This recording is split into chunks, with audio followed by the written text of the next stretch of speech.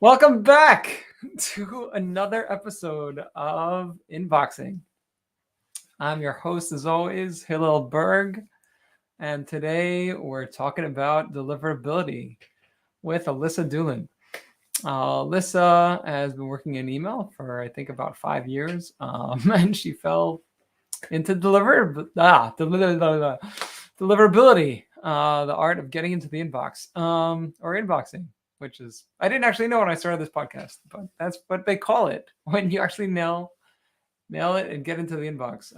But yeah, a lot of companies struggle with spam. It's always shocking to me whenever I look at my spam folder and see who's in there, and and that's why there are jobs like this, especially for the ESPs who try to make sure that their emails don't land in spam. So we'll talk all about that and try to make sense of it all. So without any further ado, please welcome Alyssa Dulin. Hello. Thanks for having me. Yeah, for sure. Thank you so much. Congratulations also. You're a new mom, Thank right? you. Yes. He's 10 months old, but it feels very new still. But yeah, no, I Yeah. mean, in the first year, motherhood, that's a big deal. Yeah. It's a So lot, but it's fun. congratulations on that. Thank For you. sure, but hopefully we'll get through this without any interruption. We'll see. Yeah, Uh, hopefully. all right, so let's just jump right in. So yeah, let's hear a little bit about you and how did you fall down the email hole? Yeah, I love that with email. No one just went to school to do this or, like went on a straight path. It's always weird. So, my weird path is that I basically started out as a high school math teacher. Um, and I just always have loved math and I knew I wanted to help people and I like kids in general. So I was like, okay, this makes sense. And then when I was going to school to get my master's to be a teacher, it was like part time. I was like, oh, I'll get a part time job.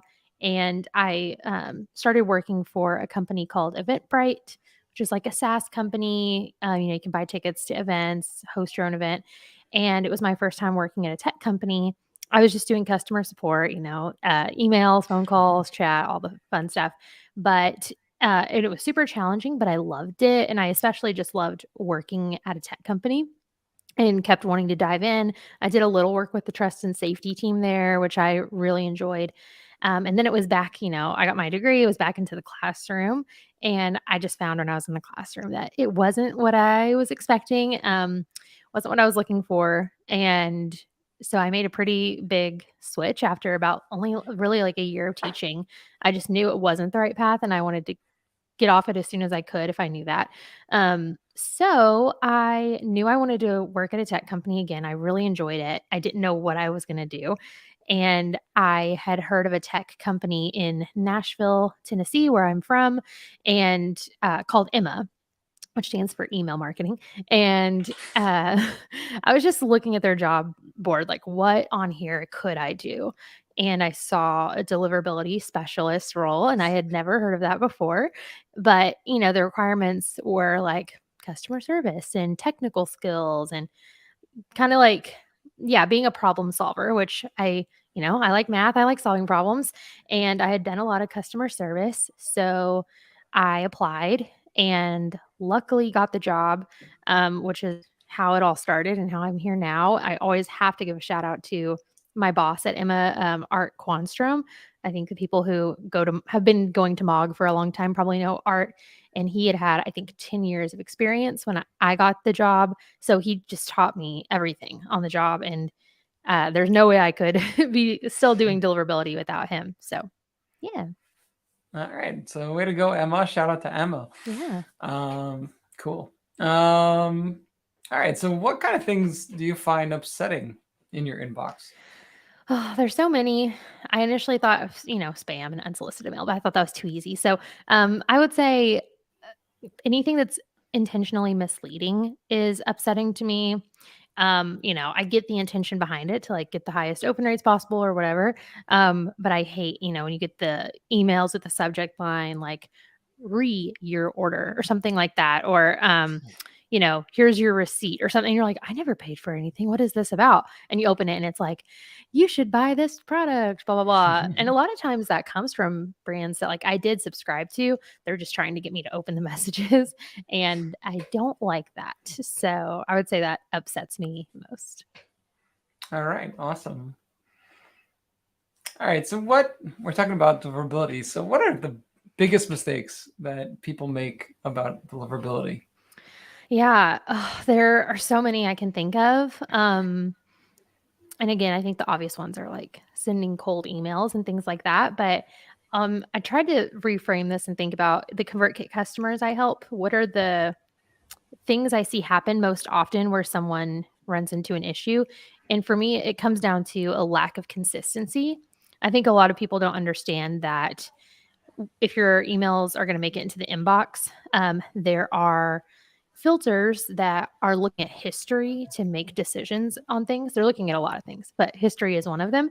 And if something changes all of a sudden, that can throw up a red flag for those mailbox providers.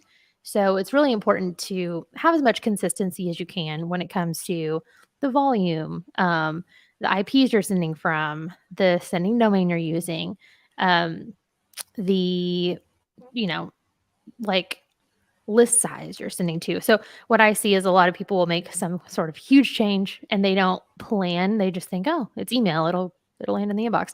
And then they run into a huge issue and I'm like, what happened? And they say something like, well, we started sending with a new sending domain that we've never used before. Or we switched DSPs and we sent from the new one day one to our full list and it's a huge list. So things like that I see. That's the thing I see people run into most, at least in my job. Right, for sure. I wonder if you could expand, like, how many things are ESPs, are ASPs? The other side of it is, I guess email clients, like the Yahoos and, Gmail, Hotmail. Who's keeping track of all that? And, like, is there, like, an organization in between when you send an email? Like, can you explain more? What do you mean by keeping track what of do that? I mean? I mean, is each, I guess each inbox basically on its own, meaning each provider in making a decision if you're going to the inbox, or are they like consulting, like a third-party organization? Like, hey, what do you think about these people? Should we let them in or not? That's a really good question. The way I understand it, obviously a lot of this stuff is behind closed doors. So those mailbox providers aren't going to tell us usually how they're making those decisions. But from, what I've heard, what I've seen, we send about 2 billion messages a month. So that helps us have like some data. It seems like each mailbox provider kind of has their own formula. And some of the inputs they use to determine where a message should land are their internal systems and what they've seen internally.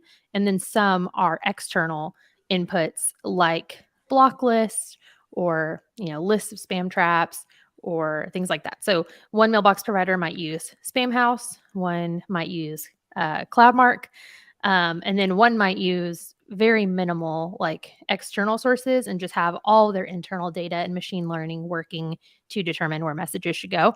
So I would say it varies a lot. It seems like, again, don't quote me on this because I'm not in their internal teams, but from what I've seen, it seems like Gmail uses a lot of like in-house machine learning based on domain reputation and the DKIM signing domain reputation and things like that.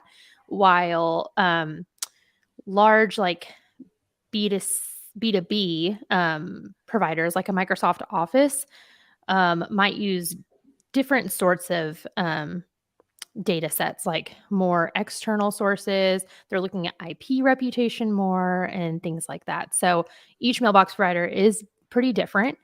So it's important that you look at deliverability at each one kind of uniquely. Okay. Do you recommend any tools? I know there are like seedless kind of things and companies that provide that kind of service, or you could actually have eyeballs and know where your emails are landing. Could you talk to that at all? Yeah.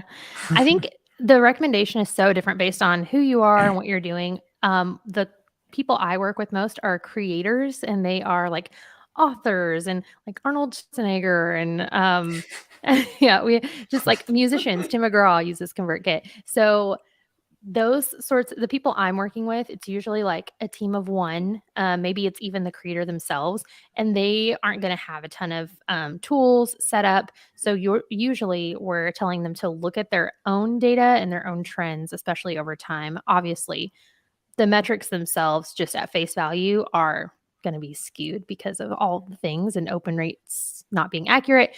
But looking at trends over time, listening to what your subscribers are telling you. I work with the kind of customer base where, like, if someone's message goes to the spam folder, they reach out to the creator and they're like, I love your work. Your message is going to my spam folder. So we have like a really tight feedback loop with just subscribers in general. So I think it depends, but I've also worked like with Emma, when I worked at Emma, with much larger organizations like universities and large companies where they don't have that sort of like tight feedback loop with subscribers, and they do need more of a glimpse of what's happening. So I think seedless tests can be insightful if you're using them correctly and you know kind of like what they can and can't do. They're definitely not like a 100% accurate picture of what's happening because they're not, your subscribers, and they're not necessarily real email addresses. But I think it can help to get a pulse on things. If you run seedless tests all the time and you normally see like, pretty good inbox placement at Outlook, for example, and then all of a sudden you notice your open rates drop in real life, and then you do a seedless test and it says Outlook is all going to spam, and then maybe you run a test with your own Outlook address and it goes to spam. It's sort of like a piece of the puzzle, and you can be like, okay, that's helpful. It kind of helps you narrow down. But I think you can't look at seedless testing outside of your normal actual data, and then maybe some testing on your own too. Because sometimes it can be a little haywire and be like, you're going to spam at Oh my Gmail gosh. all the time. Wait, Yeah. And you're not. I'm so sorry. We're not live. Something. Really? Yeah, Oh. something. I just noticed. It still says go Oh, live. it says recording. That's okay. This is a practice. It's never happened to me, and I apologize. We're gonna do this That's all over okay. again. All I right, like it. I cool. can get around too. I'm glad you got that flexibility going. Thank you. I will be back in a second. All right. Oh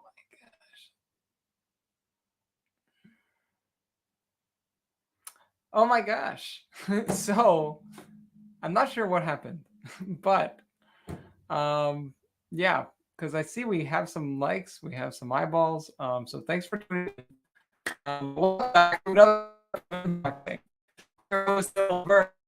I thought we went on about 12 minutes, but it's still showtime. So even though I just had a 12-minute conversation where we thought we were on the air, we weren't. So we have a great guest today, and I'm glad you tuned in.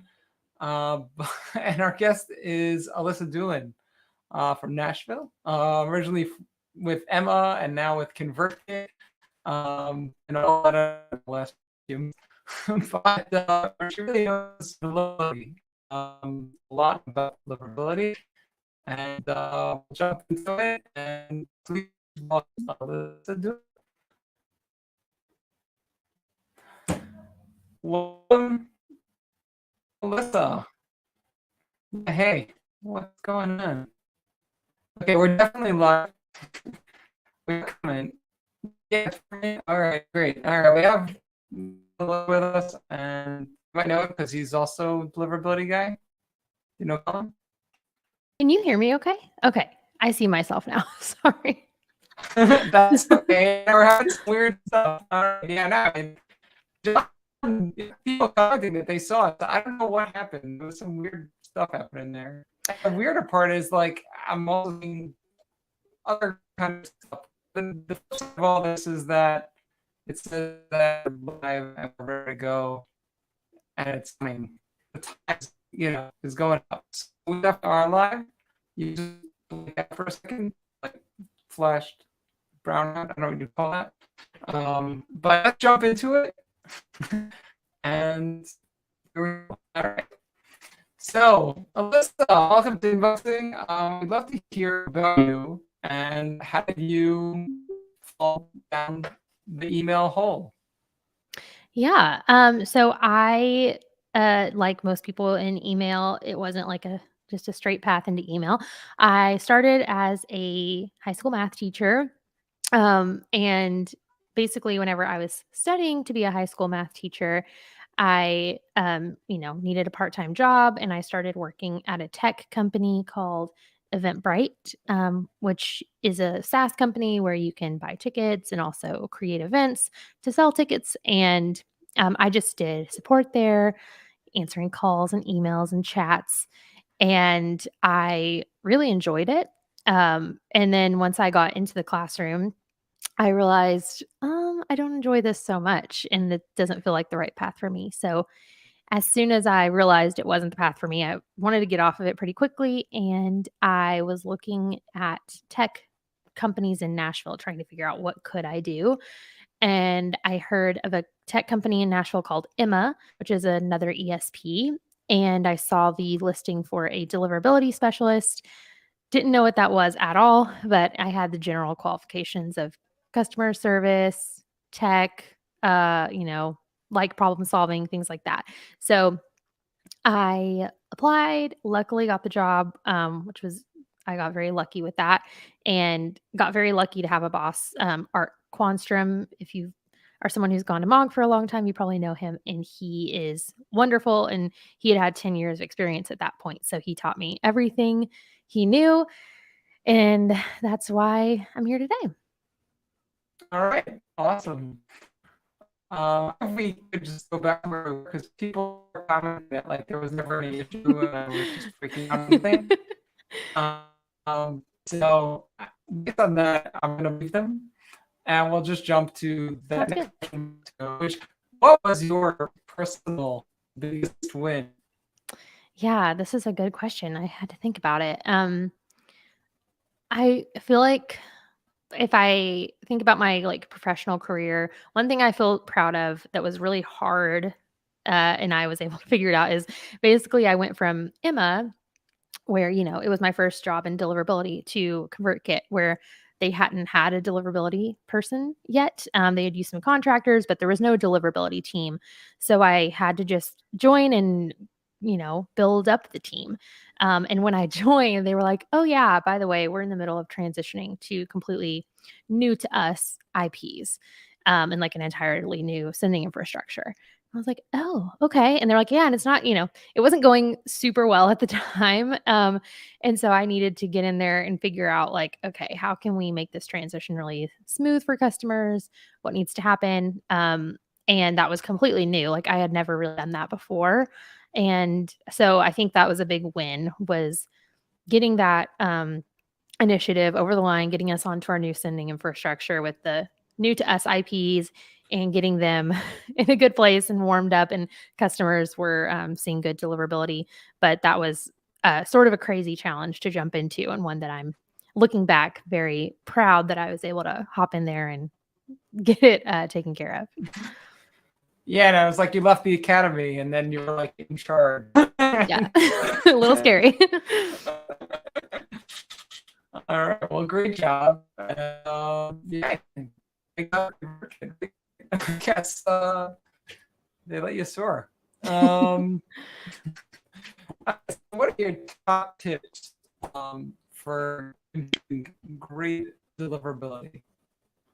Yeah, this is a really good question. And I, again, just always like to preface that I think this is like one of those it depends questions. I would give different advice based on who you are, what's going on. I know I have friends that work at huge ESPs that work with senders that, have millions and millions and millions of subscribers. And then I work with some senders that have like 300 subscribers, and then some that have a million subscribers. So I think if just in general, talking to like someone with, less than a million subscribers, I would say my first tip is to always get permission to send your emails. I know not everyone loves to hear that advice, but that's just the way things are. That's my advice.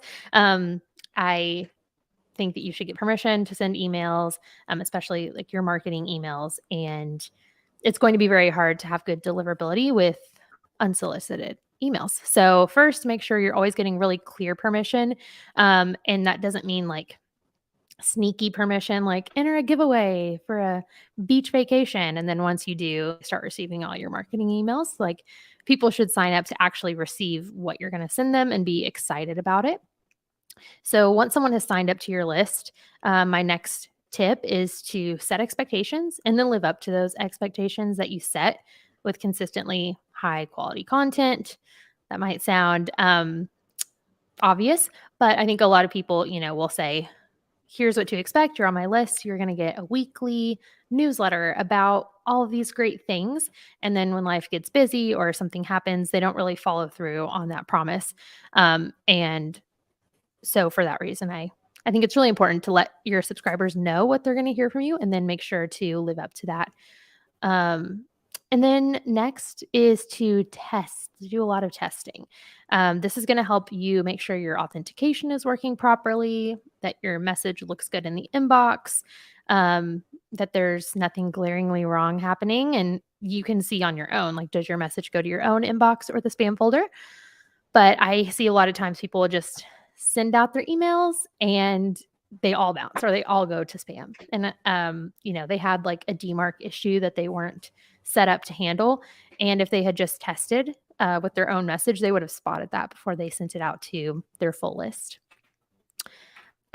Fourth, protect your forms from list bombing if you haven't already.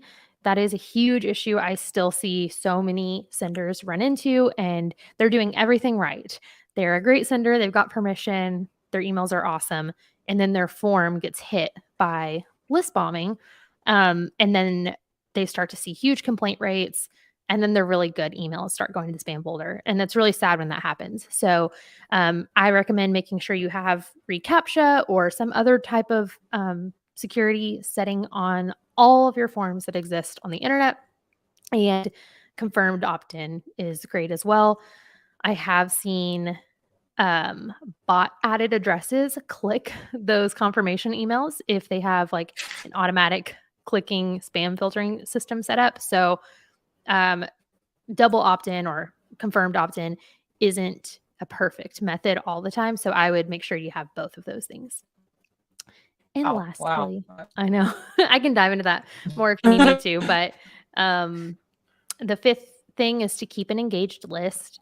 I also think that looks different for every person.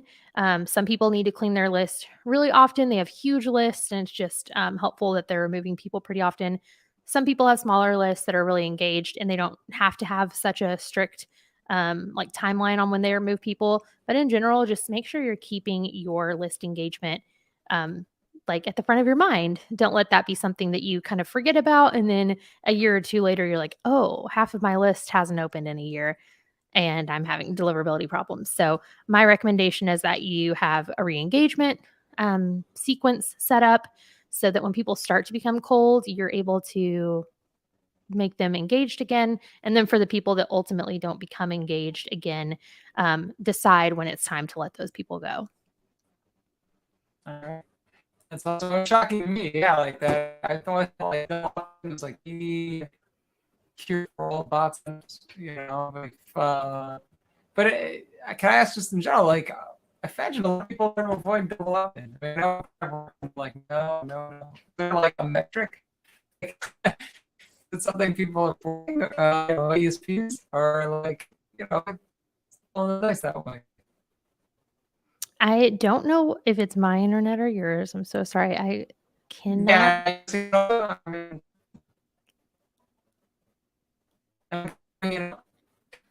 I can hear every fifth word that you're saying, and I'm not sure. 1 second. Make sure no one else is on the internet in my home.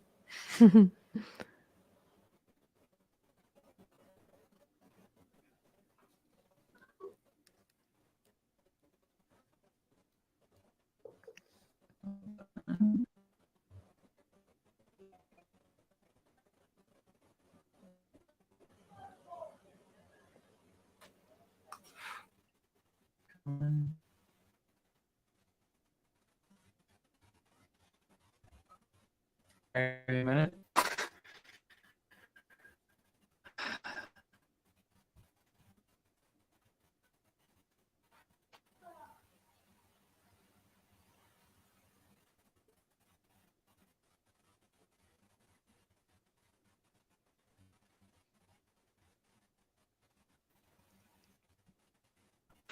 Yeah, con.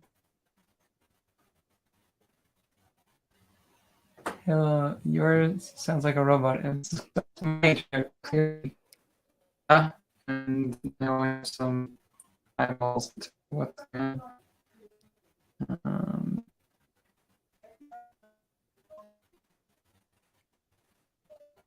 just block everything.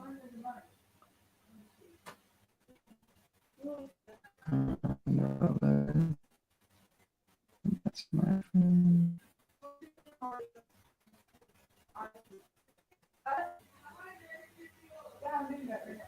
Okay, I think.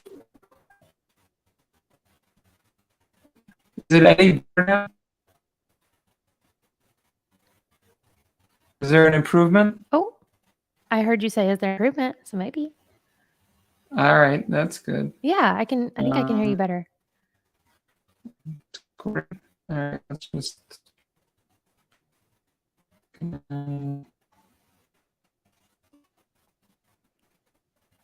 Okay, just one last thing.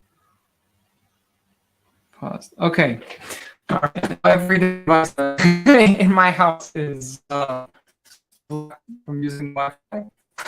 So, because I have a wired connection, so I should be internet. Yeah, but all right. Hey, I was asking you about double opt-in. Like, I was surprised. First, I was surprised to hear that bots also opt-in, double opt-in. And the only for bots is CAPTCHA. Yeah. It really depends on the email addresses that are getting added. I think a lot of people might not realize that the email addresses that the bots are adding normally belong to real people. So if they're adding a bunch of email addresses that are those B2B addresses that have like automatic clicking, a lot of like big companies will have where their spam filters click almost every link in a message. So I've seen an instance where people will have list bombing and the bots add a bunch of B2C addresses, and then those B2C addresses get confirmed because they clicked the opt in link, but the human didn't actually do that. That's wild. Yeah. All right. The flip side of that, deliverability pitfalls. Where you think pitfall old enough to really game pitfall always triggers that. So where people just oops, oh man, we're going to spam. Yeah, there are so many. Tie back to my, my last point. I think sending to a list of subscribers who didn't opt in, but sometimes people don't realize like they're not really doing it maliciously, but maybe they send to all of their LinkedIn connections or things like that, and they don't realize that's a big deal. But that's a big pitfall where if someone didn't directly opt into your message, there's a good chance they're not going to engage with it very well, and that impacts your deliverability. So make sure again that everyone has opted in. But another one I see people have a pitfall they really don't know about is including links in your email that don't have a very good reputation. So, an example of this is like a link shortener, not to pick on Bitly, but I've seen that one cause the most problems in the past. Sometimes, the bit.ly, that domain reputation will be so bad that Gmail will just bounce any message that has a Bitly link in it. They don't do it all the time. It seems like it depends on the reputation of Bitly, but that URL is shared by who knows who. Probably lots of spammers are using it to shorten their spammy links. So I would just keep in mind that any link that you include in your message also carries a reputation that's going to impact your deliverability. So make sure that the links you include are healthy links that you feel good about, links to your own website, or links to websites where basically spammers can't be using that website to do other things. And then third thing I see people run into a lot and they don't realize it's an issue is when they have DMARC set up on their domain, which is wonderful, but they don't take the extra steps needed in their ESP to make their emails work with DMARC and pass DMARC. So I see that fairly often where, someone was like, oh, I heard about DMARC. I'm going to go set that up. and then they don't do anything else. And then they go to send their newsletter and all their messages bounce, or they all go to the spam folder. idea. And it's because they didn't verify their domain and their ESP and fix their authentication issues. All right. Okay, what are the big myths? You know, let's talk about myths. Can I do this and do that? What do you think are the biggest myths in terms of deliverability? Yeah, the most famous one that I think deliverability specialists love to talk about is the list of spam words to avoid, which is kind of fun because there's like a little debate to it. I would think in general, like the whole don't use these words in your email or it's going to go to spam is mostly not helpful. And like that's no longer a thing. However, everything in deliverability is it depends. I'm sure there are still some mailboxes out there somewhere who are flagging based on certain keywords, maybe really, really strict mailboxes that have like set up their own configurations. But for the most part, the spam word thing, the trigger words, is no longer something that senders should be worried about as long as they are following, all the best practices and sending to a healthy list. Using, like a certain word usually is not going to send you to the spam folder. Next is the promotions tab. The myth is that the promotions tab is the spam folder. I think a lot of senders think that that's true, but really the promotions tab is still the inbox. I know a lot of people don't like being there, but it isn't a bad thing. It's Gmail's algorithms working the way that they were intended to work. So really the primary tab is meant for transactional messages, more one-to-one messages, things like, emails from your doctor or your boss or your grandma or things like that. And the promotions tab is meant for more promotional emails. Since I do work with a lot of creators who are, writing newsletters, even if they're not selling anything, I have to sometimes explain that it is still promotional. You're promoting your own writing. It's a one-to-many message, even if it's not necessarily selling anything. So I have to explain pretty often that the promotions tab is the inbox and it's not a punishment. And I try to help people embrace it a little bit. And then the other myth I've heard mostly from like other deliverability people is kind of like that every sender should be on a dedicated IP. Again, I think that comes from each deliverability person kind of like works with their own niche of email senders, and deliverability looks so different depending on the type of customer you're working with. So, like I said, I work with some people who have a list of like 300 subscribers. They should not be on a dedicated IP. I work with a lot of people that should not be on a dedicated IP, and they do really well on our shared IPs that we are very strict about, and make sure that absolutely no spammers are on, and you have to have really great engagement to use ConvertKit and things like that. So I think that's the myth I see is basically that like shared IPs are terrible and everyone should be on a dedicated IP. But from the senders I see, that is not the case, and they would actually have a much worse time on a dedicated IP. All right. Is the internet fine by you? It's doing weird stuff on my side. You're still a little robot-y to me. I can at least usually tell what you're saying. Oh gosh. It's just like the daytime kids at home hours of internet or something. But try to get through it.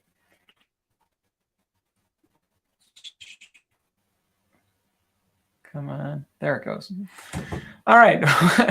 Alyssa, your favorite brand to read in your own box? Yeah, I hate to be really boring. I honestly have just not been like a consumer of email very much lately, other than work email, which I feel like is hard enough to get through those emails.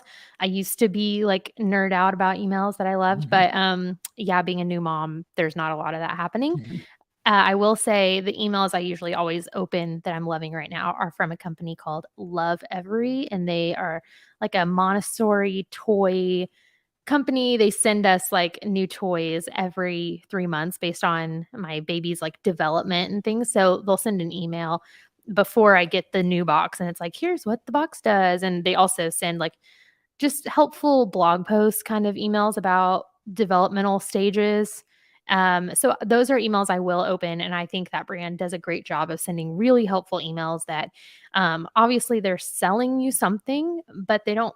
None of their emails ever feel really salesy at all. They feel just so helpful and educational. So I think that that's a brand anyone can learn from about like how to serve your subscribers, even though obviously you want them to buy stuff from you. You don't have to sell to them all the time. You can just be really helpful to them. And then when it's time for them to buy something, they're probably going to choose you. Right. And that's a great example. Yeah. That like they serve new moms and their children. And yeah, they know what the kid's born. And you have your service, timed out, and the product is great. On their emails.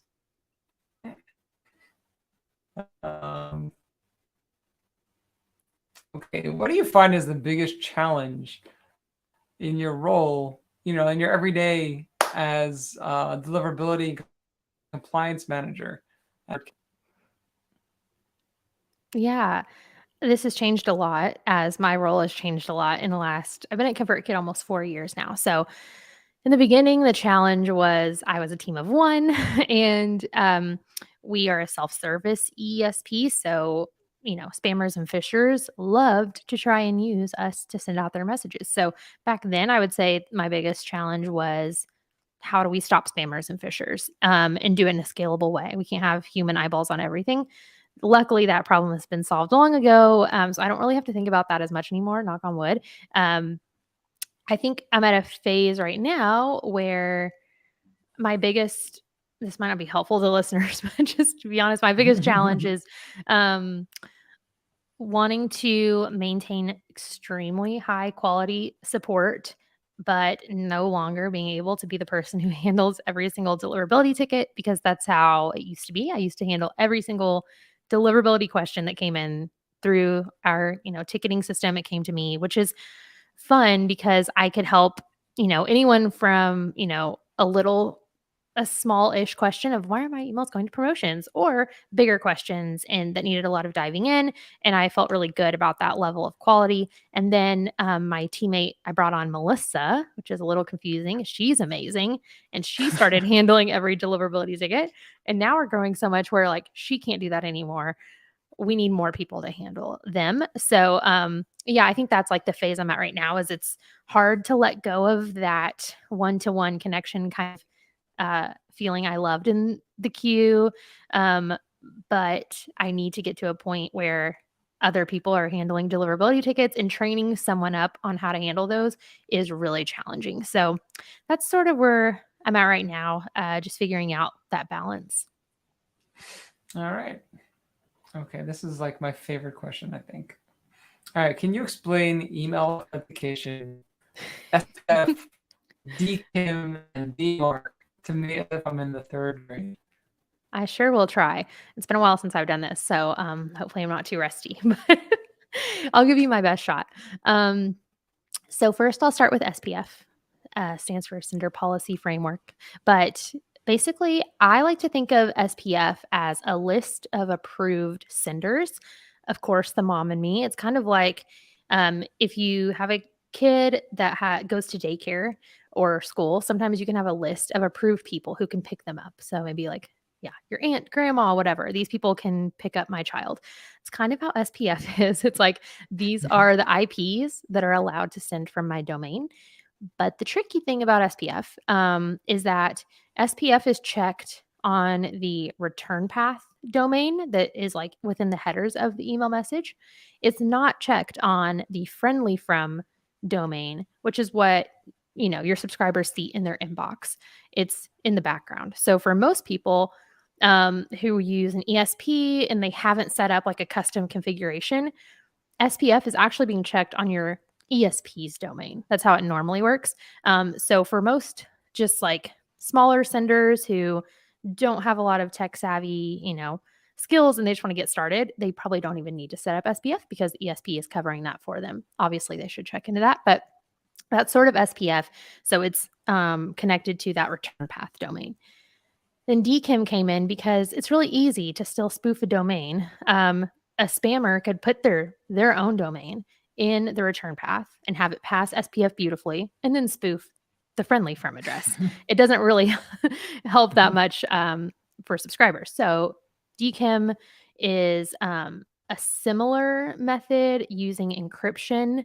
And basically, it's a way for when you send the message, you sort of lock it up with a key.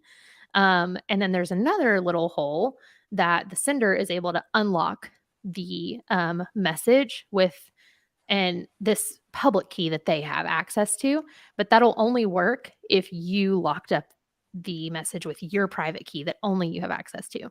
And if the message got tampered with at any point, it messes with that lock. This isn't very scientific. It messes with that lock, and that public key, when they go to open it, they're going to be like, oh, this message has been tampered with. It's not sealed up the way it was supposed to be.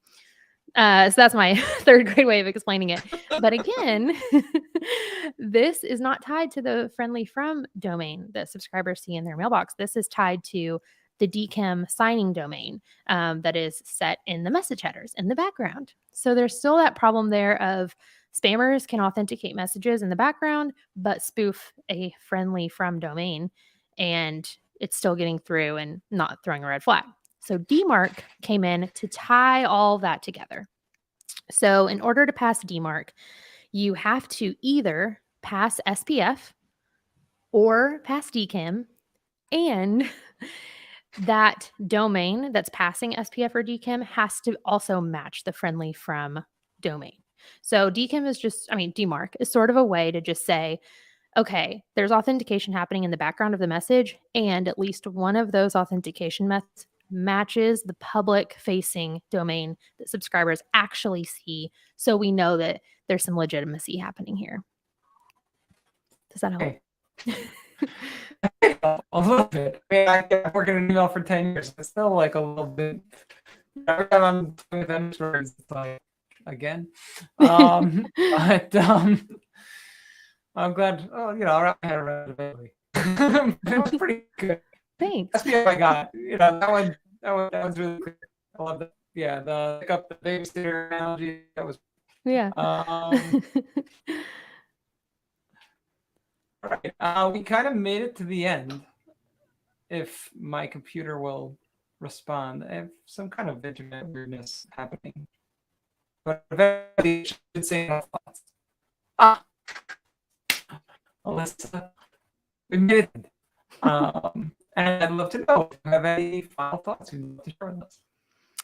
I don't have any final thoughts. I don't think. If this was helpful, I have a podcast too called Deliverability Defined, and it's definitely more deliverability focused, and specifically meant for like people who are kind of doing this on their own, like creators or small business owners or entrepreneurs. So maybe not super helpful for people who are, like Walmart or something. But yeah, if that was helpful, feel free to listen to that, and you can connect with me on LinkedIn, Twitter, and I would love to hear from you.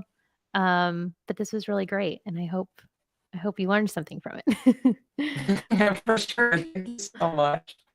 And I definitely learned a lot, and I'll see better because of it, for sure. So stick around for a second. I'll just say goodbye to the audience, and we'll talk. All right, that's our show for today. I apologize for robot talk or similar hiccups in the broadcast. Thanks for all of you for sticking around, John and Con. Appreciate all your comments, and it's great to see you guys. So have a great day, everyone, and that's it.